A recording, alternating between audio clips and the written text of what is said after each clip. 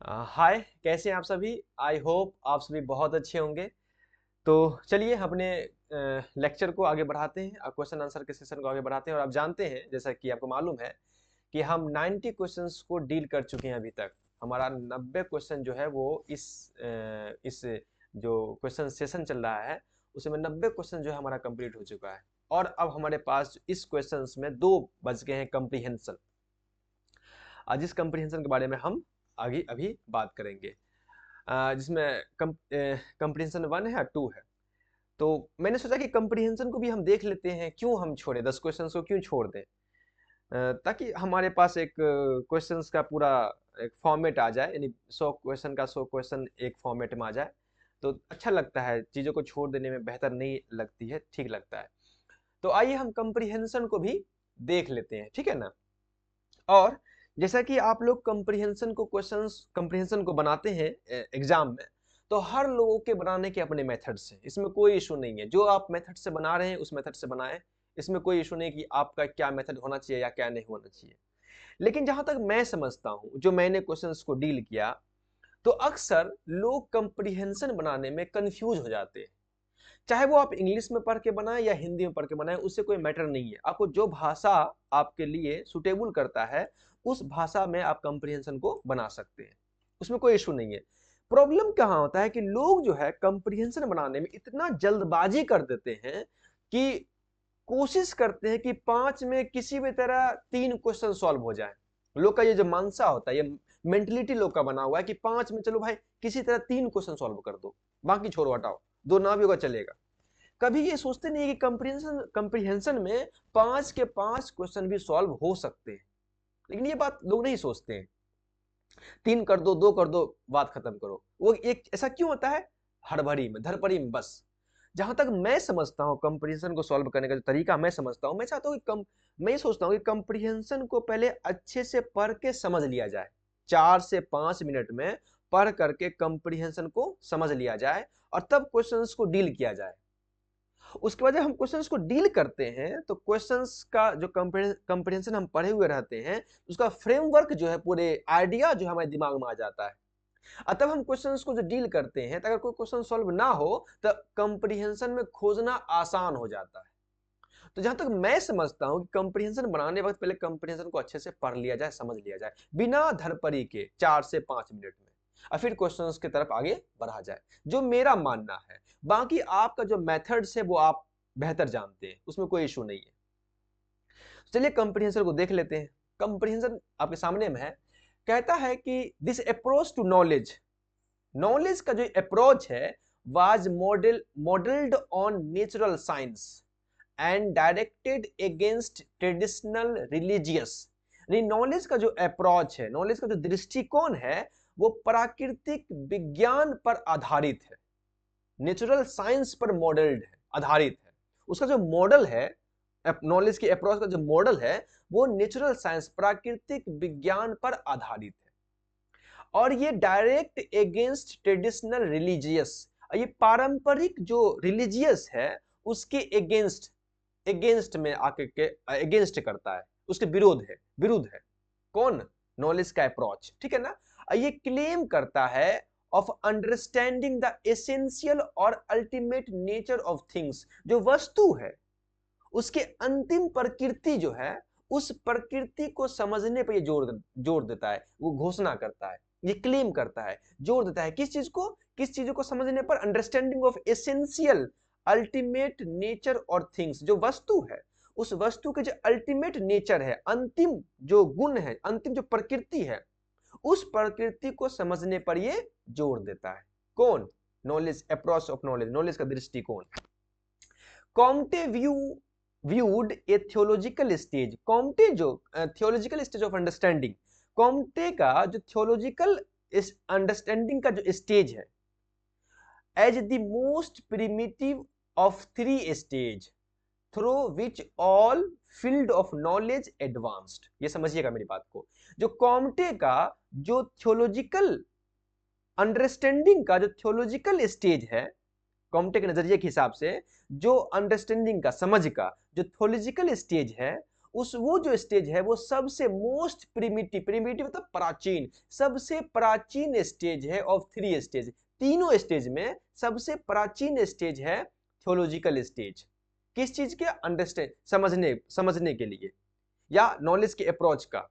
अच्छा, which all field of knowledge advance, और जिसके जरिए नॉलेज के सभी, नॉलेज जो है जिसके जरिए आगे बढ़े, नॉलेज का जो भी फील्ड है इसी स्टेज के जरिए आगे बढ़ा है। अब अभी बात को समझ जाइएगा। ये जो क्वेश्चन दिया हुआ है आपके सामने कंप्रीहेंशन, ये कंप्रीहेंशन जो है दरअसल अगस्ट कॉम्टे का ह्यूमन इंटेलिजेंस डेवलपमेंट की थ्योरी पर दिया हुआ है। अगस्ट कॉम्टे के ह्यूमन इंटेलिजेंस थ्योरी पर ये जो है समरी दिया हुआ है। उन्होंने 1798 में एक थ्योरी दिया था, ह्यूमन इंटेलिजेंस डेवलपमेंट की थ्योरी, जिसमें वो 3 लेवल की बात करते हैं। 3 लेवल, एक है थियोलॉजिकल स्टेज, एक है मेटाफिजिकल स्टेज और एक है पॉजिटिव स्टेज। थियोलॉजिकल स्टेज में वो बात करते हैं कि जो भी चीजें होती है वो भगवान के मर्जी से होती है, गॉड के मर्जी से होती है। अब मेटाफिजिकल स्टेज में वो चीजों को एक्सप्लेन करते हैं कि जो चीजें हैं वो एब्स्ट्रैक्ट के वजह से, अमूर्त के बेस पे चीजों को एक्सप्लेन करते हैं। और पॉजिटिव स्टेज में वो बताते हैं जो नॉलेज है, नॉलेज को जो एक्सप्लेन करते हैं वो करते हैं साइंटिफिक टेक्नोलॉजी के बेस पर, साइंटिफिक नॉलेज के बेस पर वो चीजों को एक्सप्लेन करते हैं। ये 3 स्टेज की बात किया था अगस्ट कॉम्टे ने अपने ह्यूमन इंटेलिजेंस की थ्योरी में, ह्यूमन इंटेलिजेंस डेवलपमेंट की थ्योरी में, और उसी थ्योरी का सार जो है यहाँ दिया हुआ है। तो उसी में कहा गया कि ऑगस्ट कॉम्टे का जो थियोलॉजिकल स्टेज है ये तीनों स्टेज में सबसे प्रिमिटिव स्टेज है। तीनों स्टेज में, तीन स्टेज मतलब क्या? थियोलॉजिकल स्टेज, मेटाफिजिकल स्टेज और पॉजिटिव स्टेज। इन तीनों स्टेज में सबसे जो पुराना स्टेज है, सबसे जो प्राचीन स्टेज है वो है थियोलॉजिकल स्टेज, और जिसके जरिए जो है तमाम नॉलेज की जो फील्ड जो है वो आगे बढ़ी है, एडवांस हुई है। क्लियर ना ये बात है? अच्छा, इन द थियोलॉजिकल स्टेज, अब बताते हैं वो थियोलॉजिकल स्टेज में इवेंट्स आर एक्सप्लेन्ड, घटनाएं जो होती है उसकी जो व्याख्या होती है इन term of the will of spirit और गॉड्स और अदर थिंग्स। ये कहते हैं थियोलॉजिकल स्टेज में जो घटनाएं होती है, इवेंट्स, उसको जो एक्सप्लेन करते हैं वो ये कहते हैं कि घटनाएं जो हैं वो गॉड्स के विल से, गॉड के मर्जी से होती है थियोलॉजिकल स्टेज में। ये बात याद रखिएगा। एनिमिस्ट जो होते हैं, animist who see a volcano, जो एनिमिस्ट हैं वो वोल्केनो को देखते हैं as an expression of the spirit of the mountain. अब वो कहते हैं कि जो वोल्केनो है, ज्वालामुखी है, ये पहाड़ की आत्मा है, इसके बेस पर उसको एक्सप्रेस करते हैं वोल्केनो को। अब वहीं पर मोनोथेइस्ट मतलब होता है एकेश्वरवाद, वो जो ईश्वर पर, एक ईश्वर पर यकीन करते हैं उसे कहते हैं मोनोथेइस्ट। हु सी इट, वो जब ज्वालामुखी को देखते हैं तो वो कहते हैं गॉड्स विल, यानी ये भगवान की मर्जी से हो रही है। समझे ना? अडॉप्ट सच एक्सप्लेनेशन, और इस तरह से वो चीजों को एक्सप्लेन करते हैं। So do those who see a person's behaviour, और कुछ लोग, सो डू दोज हु वो लोग जो किसी इंसान के बिहेवियर को देखते हैं, पर्सन से बिहेवियर को देखते हैं, तो वो कहते हैं as caused by their inner desire और इंटेंशन। वो कहते हैं कि जो इंसान के जो बिहेवियर है वो उसके इनर डिजायर और इंटेंशन के वजह से, नहीं उसके आत्म इच्छा की वजह से उसका ये बिहेवियर है। ठीक है ना?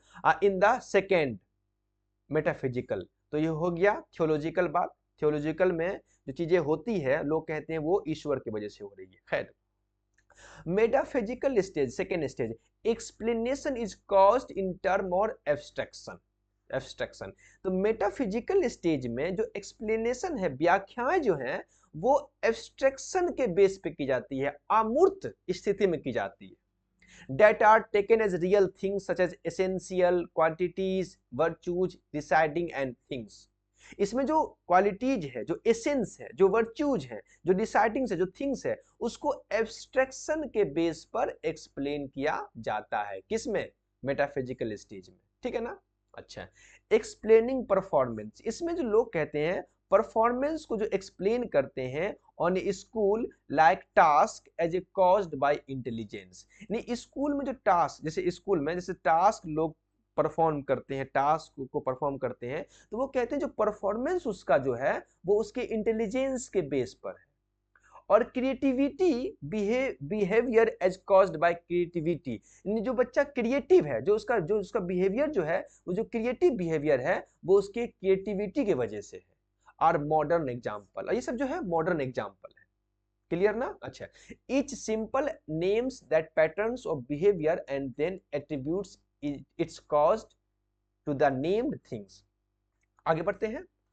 उसके बाद है, ये हो गया। अच्छा, for Comte both theological and metaphysical explanation, जो थियोलॉजिकल चीजों में जो व्याख्या की गई है और मेटाफिजिकल में जो व्याख्या की गई है, are inevitable सुपरसेडेड bye A third. ये जो मेटाफिजिकल में और थियोलॉजिकल में जो एक्सप्लेनेशन किया गया है चीजों का या नॉलेज का, उसको जो है एक थर्ड के जरिए सुपरसेडेड कर दिया गया है, यानी प्रतिस्थापित कर दिया गया है, हटा दिया गया है। वो थर्ड स्टेज है पॉजिटिव स्टेज। ठीक है ना? इन विच यानी पॉजिटिव स्टेज में explanation is caused in term of scientific law. उसमें जो एक्सप्लेनेशन जो है, व्याख्या किस में? पॉजिटिव स्टेज में जो व्याख्या जो है वो साइंटिफिक लॉ के टर्म में किया जाता है, स्टेटिंग रिलेशनशिप बिटवीन प्रायर और पोस्टेरियर कंडीशन। और जो नॉलेज है उसके बीच जो रिलेशनशिप है वो प्रायर और पोस्टेरियर कंडीशन के बीच में किया जाता है। प्रायर मतलब नॉलेज और पोस्टेरियर नॉलेज, अब पढ़े होंगे इसके बारे में। तो ये है पॉजिटिव स्टेज। अच्छा, इवेल्युएशन, जो विकास थ्रो दीज स्टेज, इन स्टेजों के माध्यम से जो विकास हुआ है, was thought to take place first in those fields that are most general. इन स्टेजों के माध्यम से जो विकास हुआ है उसमें पहला विकास पहला विकास उस फील्ड में हुआ है जो फील्ड ज्यादा जनरल था, समान था, सिंपल था और इंडिपेंडेंट फील्ड था, जैसे कि एस्ट्रोनॉमी, जैसे कि फिजिक्स, जैसे कि केमिस्ट्री।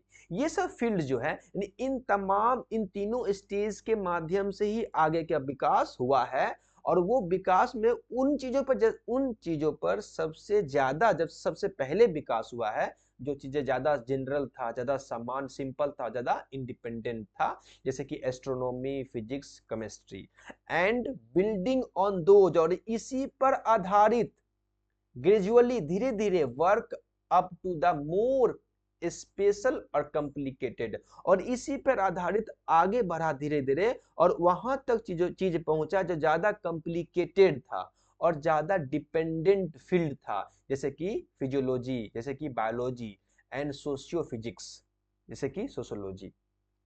तो इससे आगे बढ़ते बढ़ते ज्यादा कॉम्प्लिकेटेड पर सिचुएशन पहुंचा, जैसे कि कॉम्प्लिकेटेड मतलब डिपेंडेंट और कॉम्प्लिकेटेड, जैसे कि फिजियोलॉजी हो गया, सोशल फिजिक्स हो गया और सोशियोलॉजी हो गया ये। And mathematics was put at the head of this list as sort of a special case. और इसमें जो मैथमेटिक्स था, इन मैथमेटिक्स का विकास जो है सबसे हेड पर, सबसे पहले हुआ, हेड।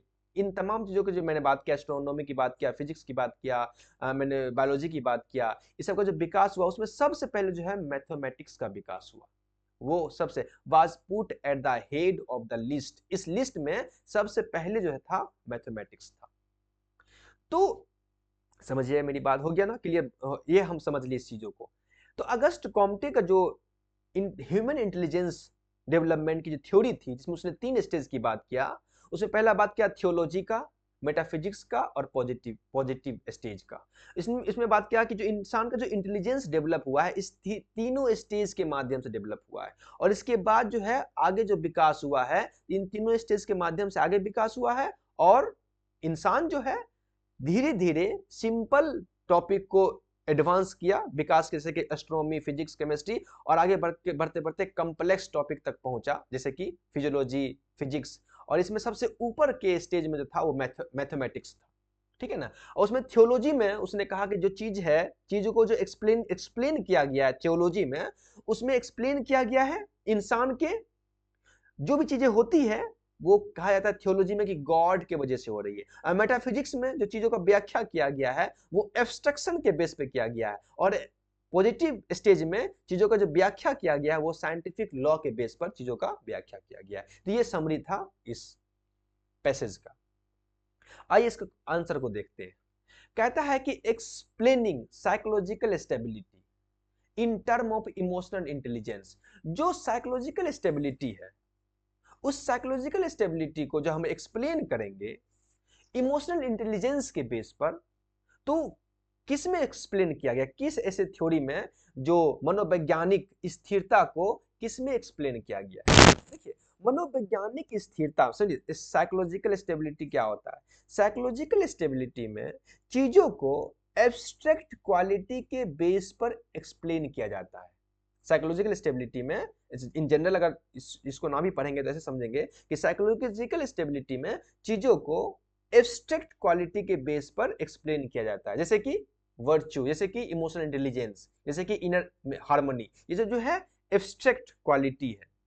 तो एब्स्ट्रैक्ट क्वालिटी की बात किस में की गई थी, मेटाफिजिक्स में बात की गई थी। मेटाफिजिक्स में देखिएगा यहाँ पर लिखा हुआ है abstract quality, metaphysical stage explaining is caused in term of abstraction. Metaphysics में चीजों को एब्स्ट्रैक्शन, अमूर्त के बेस पर चीजों को एक्सप्लेन किया गया है। तो इसका आंसर हो जाएगा आपको इसका फर्स्ट। नेक्स्ट है seeing earthquake as a act of God, यानी अर्थक्वेक लोग देख रहा है, वो कह रहा है कि एक्ट ऑफ गॉड है, यानी ईश्वर की वजह से अर्थक्वेक हो रहा है। तो ये क्या है, ये थियोलॉजिकल स्टेज है। जैसे मैंने पहले कहा आपसे कि थियोलॉजिकल स्टेज में जो चीजें होती है वो कहता है कि ये गॉड की वजह से हो रही है। यहाँ थियोलॉजिकल स्टेज में जब यहाँ आएंगे, यहाँ देखेंगे, यहाँ थियोलॉजिकल स्टेज में गॉड यानी will of spirit of God है ना।